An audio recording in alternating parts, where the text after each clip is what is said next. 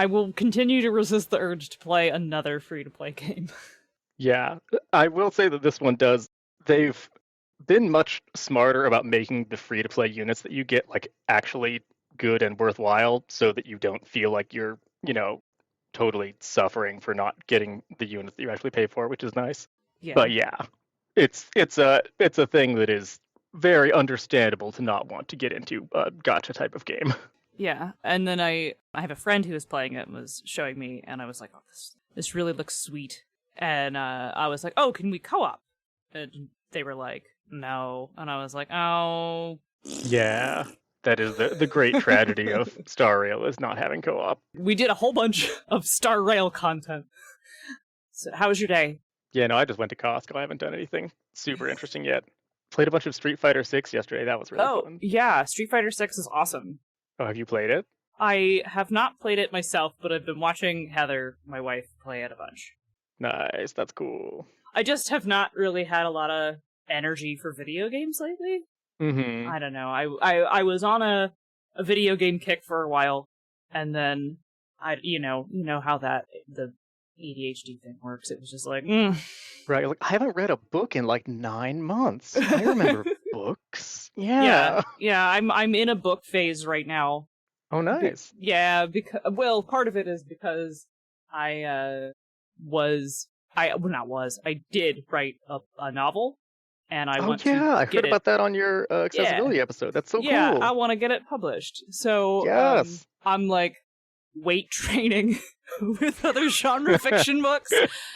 Just like really reading a lot so that when I write my query letter to an agent, I'm like, it's like this thing and like this thing and like this thing, and because you have to kind of flex on how well you know the log market. lines and stuff. Yeah. So this is I'm gonna throw off the weighted clothing. When I finish this, I basically like assigned myself a gauntlet of books to read. I've absorbed the power of 600 other authors. Yeah, I'm like, yeah, precisely. That's great. I actually paid a friend of mine who's a semi-pro editor to clean up the beginning, because a lot of agents and publishing houses want to see the first 10 pages or the first 3 chapters of your book. Right. So that's your meal ticket. And I was you're like, okay, we got to get that part polished. That has to be polished. That has to be sharp, because that's like my foot in the door, man. And so I paid a friend to do it, and she gave it back to me, and I have the notes sitting in my inbox, and I haven't opened them because that feels a little too real. Yeah. That's that feeling where you're like, oh man, if I take this step, it's real. I'm really doing it. There's no backing down from this now. And like, are you familiar with the band Marina and the Diamonds? Or am I about to make a joke? I'm about to be. Oh, okay. I was gonna say, here's a joke for everyone who gets that. Whenever I get down about this sort of thing, an apparition of Marina appears and sings "Are You Satisfied" to me. And if you get that joke, great. And if you don't, that's okay. I'll post a link to the track in the show notes. Perfect.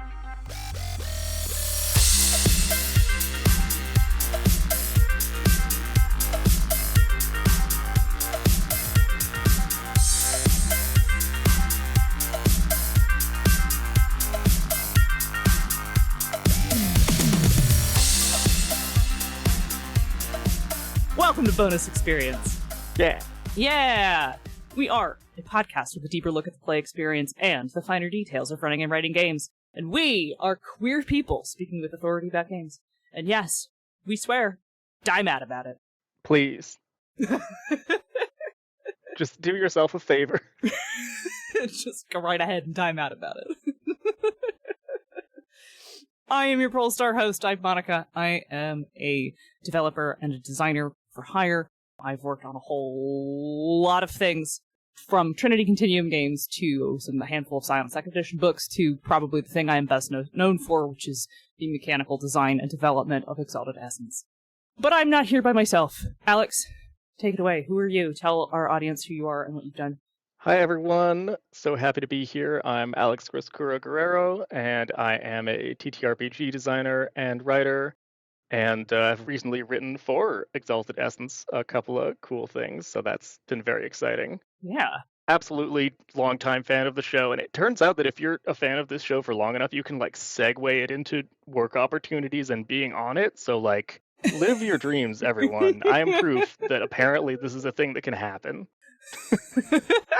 I don't know but if you're cool, like be cool. Rip my you have to be cool about it. Rip my inbox. Yeah, don't. If you suck, like don't do it. But only cool people should become on the show, like I did. So Alex is here because we want to attempt, and I know we're gonna go all over the place with this, but we want to attempt to talk about the challenge of looking at video game design and making that into tabletop design. Yeah, which is a challenge that like is partially going to be on you as an interviewer to like draw out of me, because I am partially just here to like hold forth about some of my recent hyperfixations in the hopes that like it becomes a podcast episode magically. Sure. We were talking up front about Honkai Star Rail, which is a thing that I'm familiar with and have watched some friends play and have been tempted by, which you can go back and listen to what was probably the cold open, where I was like, I don't know if I want to do the gacha thing again. Oh, have you been burned before? Yeah. Oh yeah. What game, if I may ask? I mean, Genshin. I got tired. I got really tired of it. What was it that you got tired of? Out of curiosity. Grinding. Oh yeah. Like, there was just a point where I was just kind of bored. Mm-hmm. Like, Julia, who's my girlfriend, and I were playing a lot, and we really liked a lot of the characters. The lore is fantastic. I think the setting is really cool. And then, like, I think we were just like kind of between the end of the Japan one, whose name I'm totally blanking on. Inazuma, yeah. Inazuma, right? But yeah. And Sumeru. Like, there was that kind of a period in between. She wasn't a real big fan of the underground area in Inazuma. I don't remember what it's called. There's like the weird, like, Shadowland.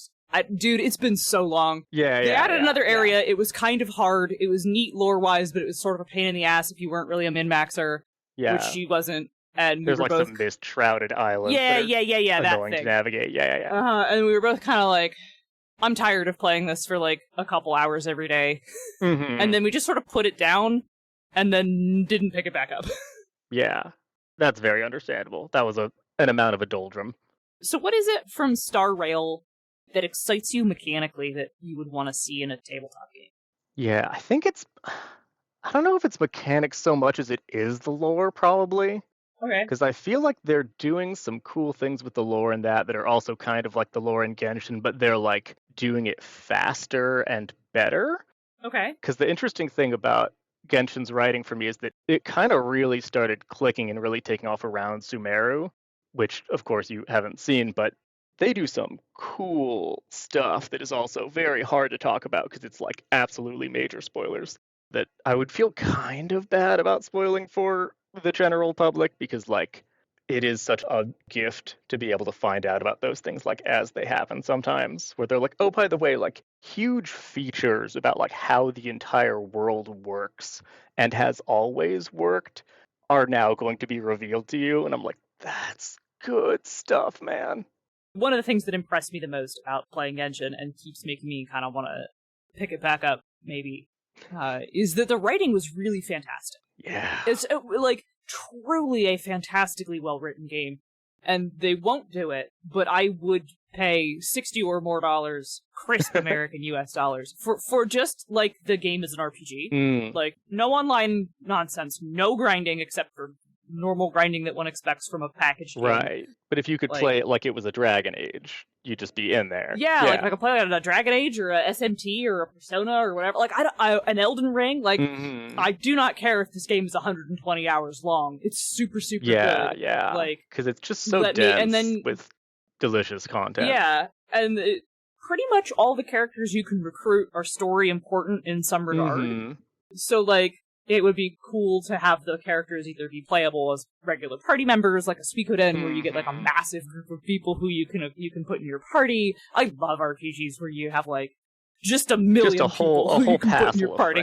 Yeah, just a whole castle of friends. That's all I want. Like there's already the teapot. I already have a home base I can put all my guys in. Like, I would just... That is the experience, the RPG experience of the game itself, minus the gacha elements, is so worth playing. Yeah. And I wish I had the option to opt out of the, like, gambling part and the grinding free-to-play part that needs to entertain people all the time and just be a game I can play start to finish. And I recommend, for the listener who feels the same way, there are people, beautiful people, who have made just flawless archives of, like, all of the story things playing through and all of the event quests and stuff, and they're very satisfying to watch through. Like, I'll just watch through ones that I've already seen. Like, oh yeah, somebody did like an hour and a half playthrough of this event. Yeah, I wasn't like fully paying attention to, like, I learned new things that recontextualized some of the stuff from that. I just watched that again, like a little movie. Yeah.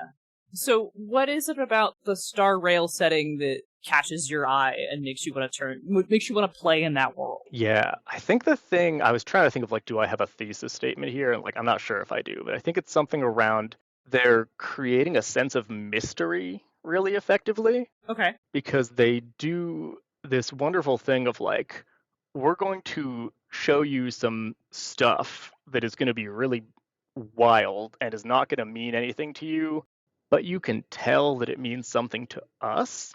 And I feel like that's something that I don't see a lot in the TTRPG space. Like, it's hard to create a sense of, like, ooh, I'm going to make a cool mystery, and then people are going to be interested in it, right? Like, I feel like usually when you hear about a GM or a DM, they're like, man, I made up a cool mystery, and then nobody cared, or, like, they went the other direction, or, you know, I tried to do my big reveal and then, like, it fell flat. Or it's a hard problem to do, right? Making up a thing and then getting people to be interested in it. And I thought, is there anything that we can sort of mine from this video game for how do we solve that problem, or how do we get towards solving that problem? Yeah, the challenge I think there is you have to put something forward that is comprehensible enough that people go, what's that about? And then because it's a game, like both Star Rail and a theoretical tabletop game that we're designing to capture that sense of mystery, has to have a playable element, right? Like, the trailer you sent me has that implication that these are people you can side with, right? Like, maybe they're gods, right? Or maybe they're people who are going to give me power, right? Yeah, those are their sort of god equivalent, the Aeons. Yeah, that's I'm using god in a broad sense, right? Like, it's not necessarily maybe they're weird, super powerful, immortal space aliens who are gods, effectively, right? Like, it is a space game, but, like, you understand what I mean of, like, a setting deity, of, like, a powerful figure who's maybe gonna bless you, right? Or maybe they're these factions at war, right? And it doesn't say any of that, but you get that from the trailer. Yeah. And that's accurate. Yeah, and, like, that ties into that playable aspect. Like, you want to put something forward that entices people to engage. And I think that's the magic bullet to putting forward that kind of mystery, right? You want to have something unexplained, but clear enough that someone goes, yo, that God of Fire looked sick. Is he like a faction leader? Because I want to be on the fire team. Yeah. Yeah. This also ties into sort of like how I elevator pitch Exalted 2, because you want there's so much. It's so fucking God, there's so much. It's got 20 years, there's so much, 20 years of lore. But you still want new people to take a look and to not feel overwhelmed, and you kind of have to set that up with a little, like, here's all these guys you can be, and here's all these teams you can be on, and here's all these sides you can take, and here's this, like, hint that the setting is big and full of mystery. Yeah. Because I feel like it's the hinting that is the key, right? Well, you don't want to overwhelm your target with info dumping, right? We're both big fans of info dumping. Oh, absolutely, yeah. Yeah. But when you are trying to get people to buy in and, you know, jump on your bandwagon, you don't want to be like, in the beginning, there was. Yeah, here's our timeline of 3,000 years. Right, and then just deep lore. Because there will be people who are like, yes, give me the deep lore right away. I am so on board. But most people aren't those people. Yeah, and that's actually one of the things that's really impressed me in Genshin and Star Rail is that they have a lot of, like, very deep lore content that is just all the way optional. Like, they'll be like, oh yeah, you want some cool lore stuff? It's there. We gave you a bunch of books, like, go read your book in your archive. But then, you know, even more so, they'll be like, oh, did you ever play any of the Enkanomiya stuff? The, like, undersea dark and light kingdom? That's what I was thinking of earlier. Yeah, that one it's a lot to go through because the navigating around is kind of annoying and stuff, but the rewards you get there are like almost entirely lore based and almost entirely optional. Because there's one quest that's just like, oh hey, there's like a librarian ghost that wants you to go and pick up some library books that have not been returned to the undersea completely destroyed civilization's library. And I was like, well, obviously, I'll put aside every other priority on this entire planet to do that. Yes, thank you. I will go and get the library books right now. Because my mom was a librarian, my stepmom was like, I'm raised by librarians. There's nothing else that could possibly get me going somewhere faster. Hook, line, and sinker. Yeah.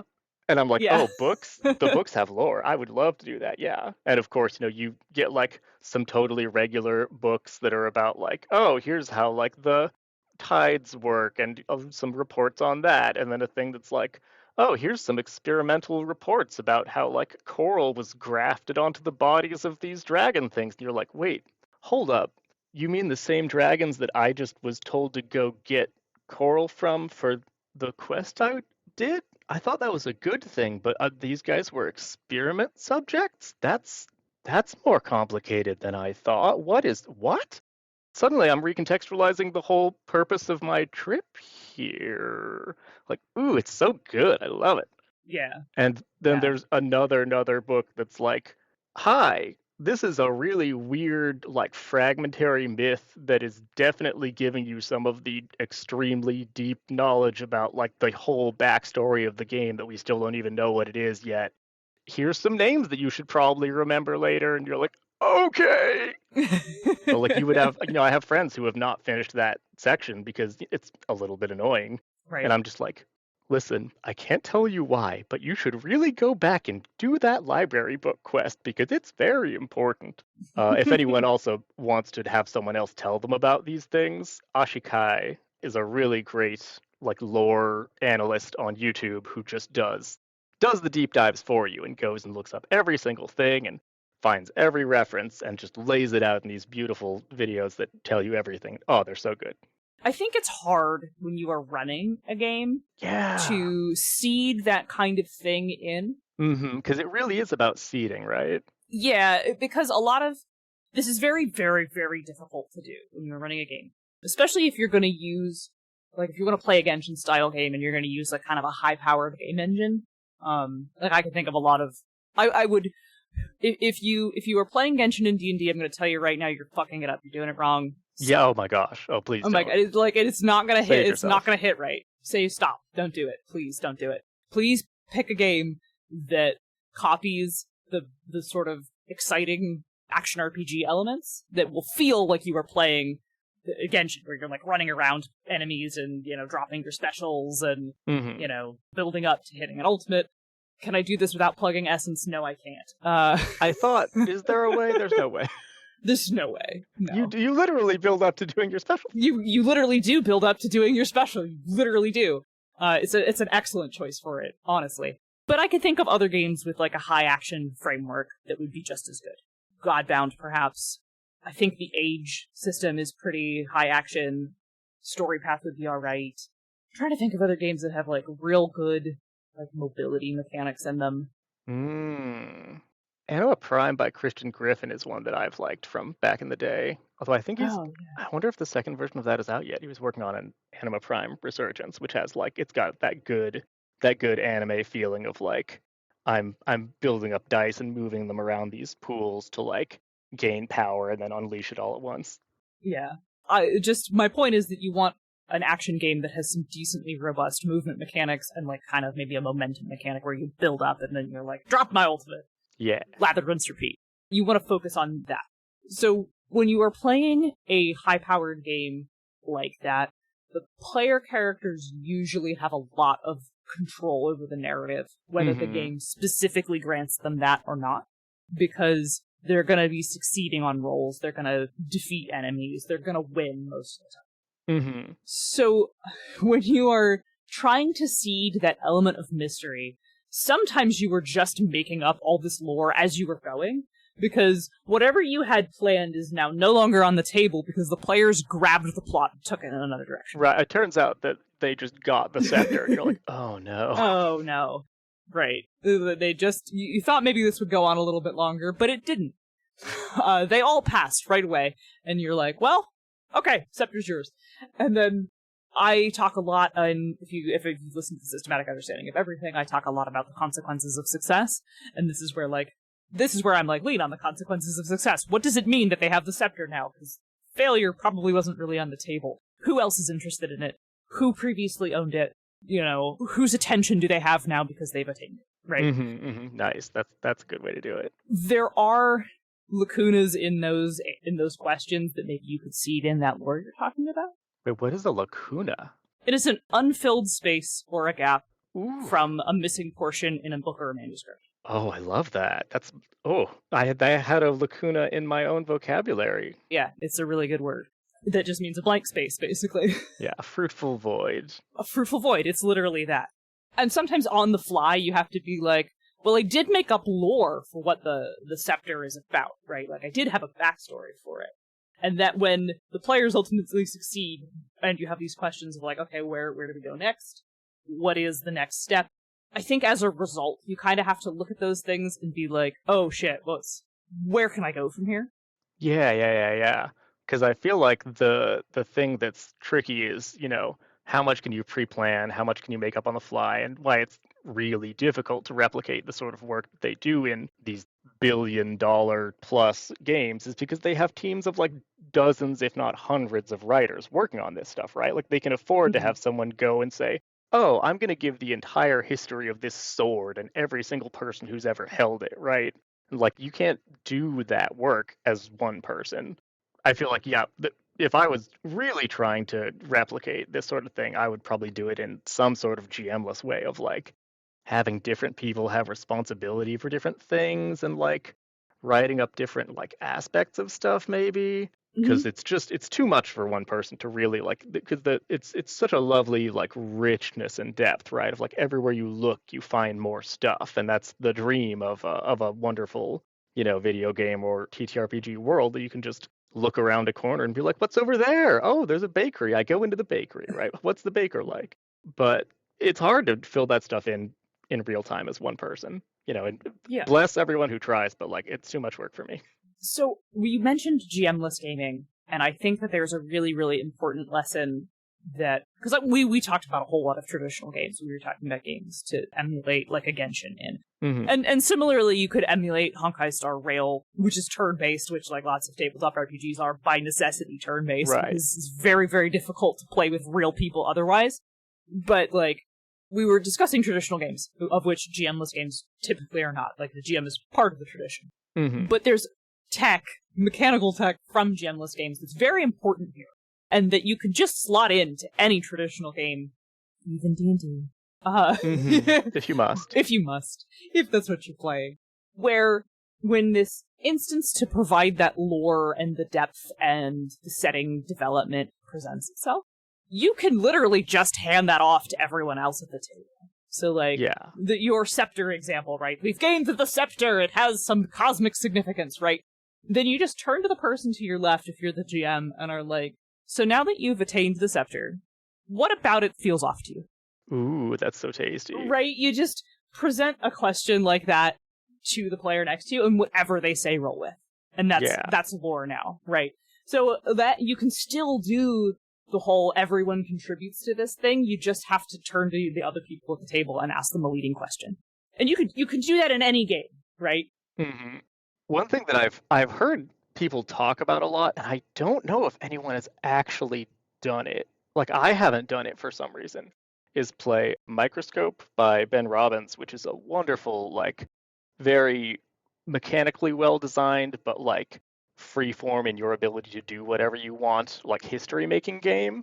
I'm familiar. And for the listener, you can make like periods of time where you say, oh, I've created the Renaissance, and here's some things about how it was, and inside of the Renaissance I've made an event, and then Leonardo da Vinci has invented the first flying machine, and then I can make a scene inside of that where I'm asking a question and saying like, oh, what accident led to the inspiration for the flying machine? And you play that out as characters. The rest of it, you're sort of just declaring things and making them true. And something that everyone thinks about as soon as they hear about that game is like, dang, we could write a whole history and then we could play our other game in that history. And then when we saw, the scepter of an ancient king, you could be like, wait a second, I know who that king is. That's that guy I made up earlier. Right, yeah. Actually do that, someone, or like if you've done that, let us know, because that's cool. That's a good idea. And it wouldn't even be hard. It would take like a couple hours, and then you'd get this huge amount of investment of all the stuff you made up. So maybe that's the secret. Yeah. I have not tried to use Microscope as the timeline building tool yet. I think, so I see a lot of people, I want to complain about something. A lot of people are like, let's play the Quiet Year to make a map. And I'm like, whenever someone says that, well, I really like the Quiet Year. The Quiet Year is an excellent game. Mm-hmm. But the Quiet Year is not a map builder. The Quiet Year is a specific game with a specific objective that makes a map. Right. Yeah, the map building is incidental to Are you familiar with it? Yeah, that's the Avery Alder game where you create a community of people who are surviving in a sort of post-apocalypse scenario. But like that's not really the point. You have scarcities and surpluses of your weird little society, and you like go around and accomplish tasks and stuff. And yeah, you end up drawing a map, but like it's not about the map drawing. It is not a map building game. It is specifically about, like you said, the community, the scarcity, and then when the Shepherds of Winter arrive, the game is over. Like, it's a game with an endpoint. It's not really a map-making game. And I'm sorry, it annoys me to high heaven that the McElroys made everyone believe it's a map-making game. You know what's a great map-making game? Sitting around with your friends and drawing a map. And, like, Spindle Wheel. Spindle Wheel by Sasha Renaud is a great one. Oh, okay. Is that actually a map-making game? It's among other things a map-making game because it's a series of sort of tarot-esque cards that have these beautiful like illustrations, and they're double-sided so you can flip them over either way. And you this is just me pitching all of my favorite games episode, so welcome to that, everyone. Sure. Link in the show notes. Yeah, in Spindle Wheel you have these cards that'll be like, oh, the ivy-horned stag or something, right? And it like says some cool text on there about it, and then it has a different interpretation if you flip it the other way. And you can use that for a lot of things. It sort of comes with a little toolkit for like, you can use this to play a duel between two characters by, having your character be like made out of a couple different cards that describe their aspects, and then drawing a card and using that as your move you do in the duel, which is so fun. Yeah, it's really cool. Or you can build locations by, okay, we're going to make a town. Let's make part of the town. Okay, we have the tin penny that is about like some sort of cheap fake thing. Okay, yeah, what is that? That's going to be maybe the fountain in the center of town is like filled with cheap little, things or something. Yeah, I dig that. That sounds like a better world building tool to me. Yeah, it's really good for it because it also has this beautiful fractal aspect of being able to like, oh, now we can zoom in and say, we're going to build one building in this town by laying out cards in a certain way and interpreting what they mean and that sort of thing. Right. Yeah, that sounds awesome. I'm going to have to pick that up. Oh, yeah, it's great. So, but anyway, my point was that Microscope is, in fact, a timeline making game, and it does, like, create a series of events. So even though I've never actually done that, and I even own a physical copy of it, it would be something worth attempting sometime. Especially if like people were like, I want to play a tabletop game real bad, and I can't, like, if you can't think of somewhere to begin. I feel like you could even get up to the part where like, so in Microscope, you basically put all the cards down, and then like, this is the beginning, this is the middle, this is the end, and we're going to keep adding stuff to it. And then when you reach the point where you're like, let's play this as a scene, that's where you can start your campaign. Ooh, yeah, that could be, or like, once you've done it a couple times and you're like, okay, these characters are us now. Right, yeah. That would be so satisfying. That would be really satisfying. Yeah, I must have played Microscope over 100 times, like, because I played it at a weekly event for a long time. But yeah, even I have not done that for some reason, so I don't know. Do as I say, not as I do, listener. Yeah, we pitch all kinds of things that I haven't necessarily done myself here. I have, however, done the thing where I talk about, like, I didn't have any other good ideas for this MacGuffin, so I just turned to the person to my left, and I'm like, what about this seems off to you? Yeah, that's such good tech, and it requires like a level of humility and like empathy for your fellow players and like the ability to admit that you're not an all-powerful god king that more GMs and especially DMs should cultivate in general. Just you don't have to do all the work yourself. Just let other people do some of the work. It's okay. I'm It's okay. gonna let you in on a little secret. If you do this, it makes people think you're better.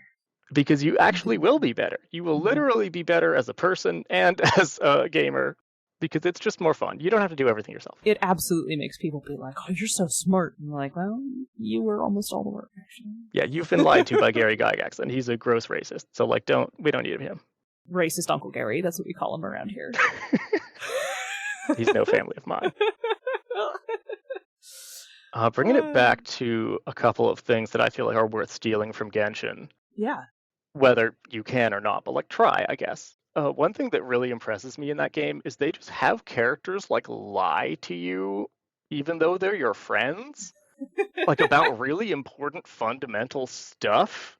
And usually when you find out the thing that they have lied to you about, it's because you've been like taken into their confidence, right? And I feel like that's something that is like the process of someone getting to trust you is very satisfying and is something that is like, I don't feel like I've really seen that be simulated in a game. And I feel like that would be really cool. If like, hey, this person has some things that they know that they're not going to tell you, but like maybe they will eventually, right? Like you don't really have like reputation gaining systems that often, or if you do, I haven't seen many that like some of them. me.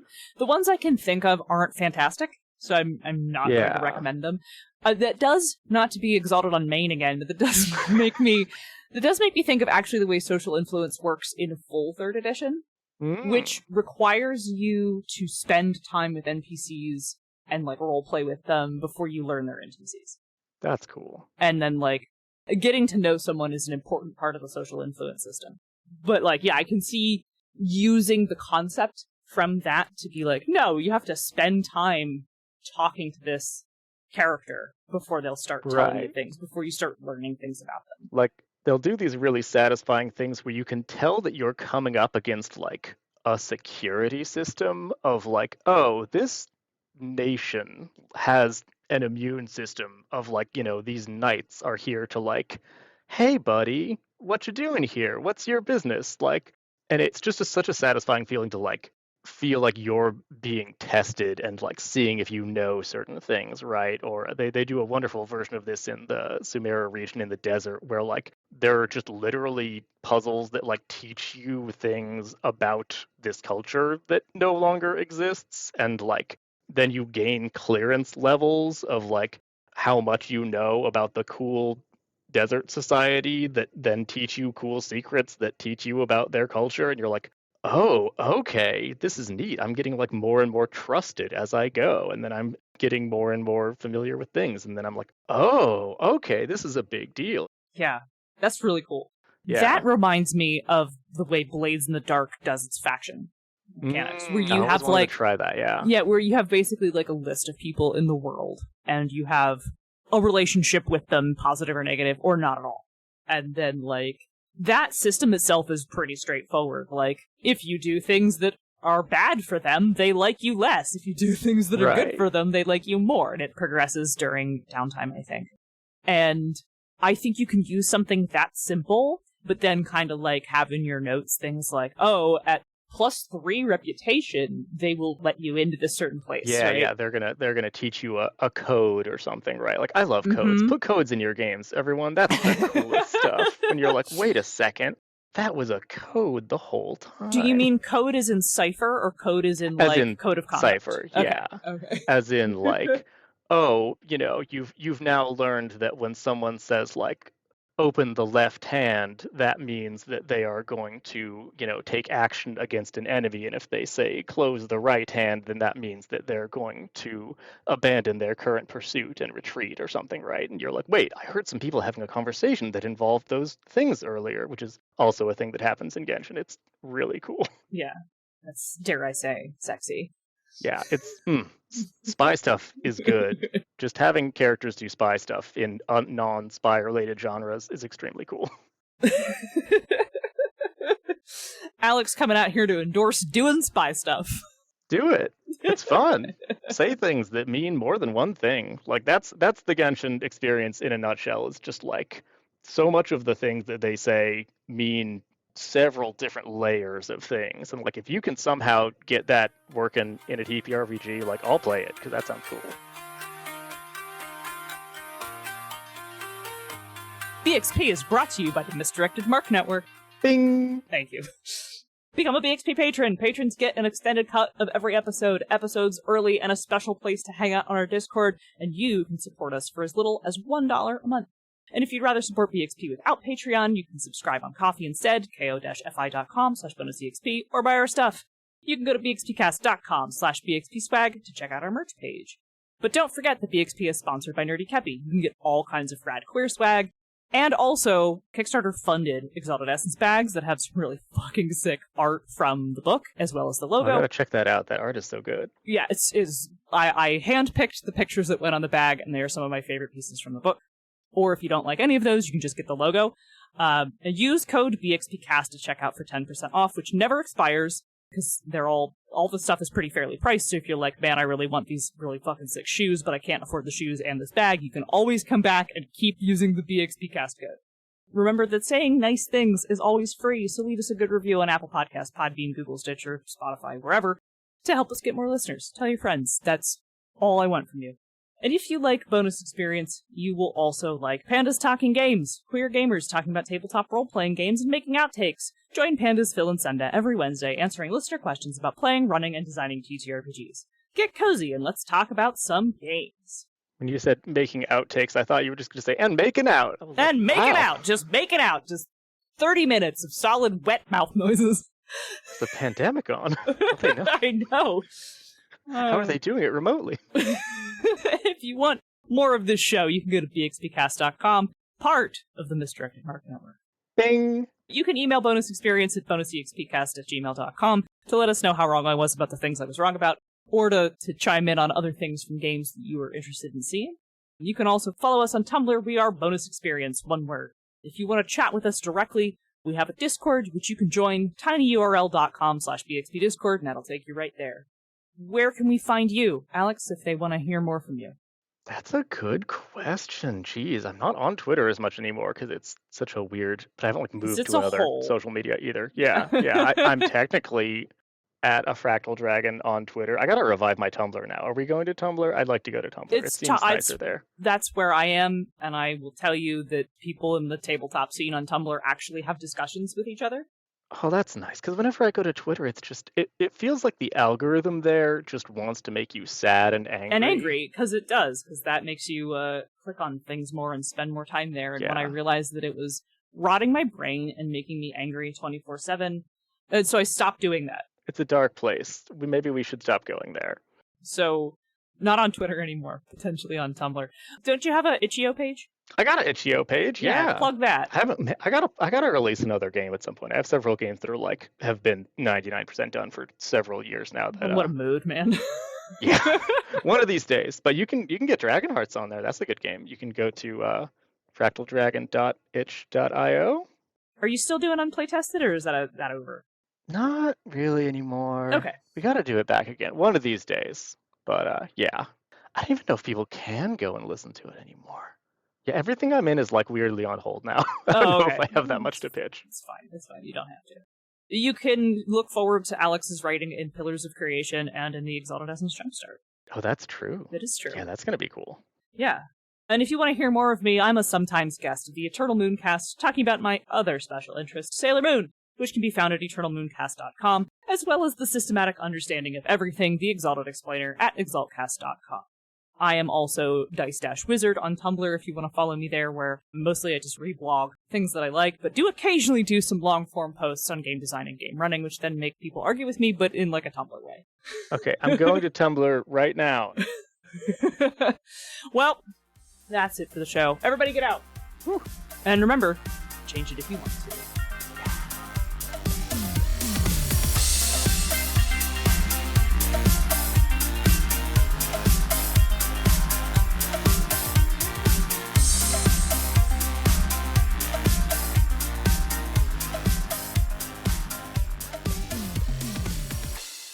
Do I have to do this? Ugh, fine. Bonus Experience is written by Monica. And edited by Margaret. Our logo and art is by Nino Studios. Find her on Facebook and Instagram. Our theme song is Reuse Noise with the Light by CDK and is used under the Attribution Non-Commercial Creative Commons license. BXP is part of the Misdirected Mark Network. Okay, there, I read it. Now bye!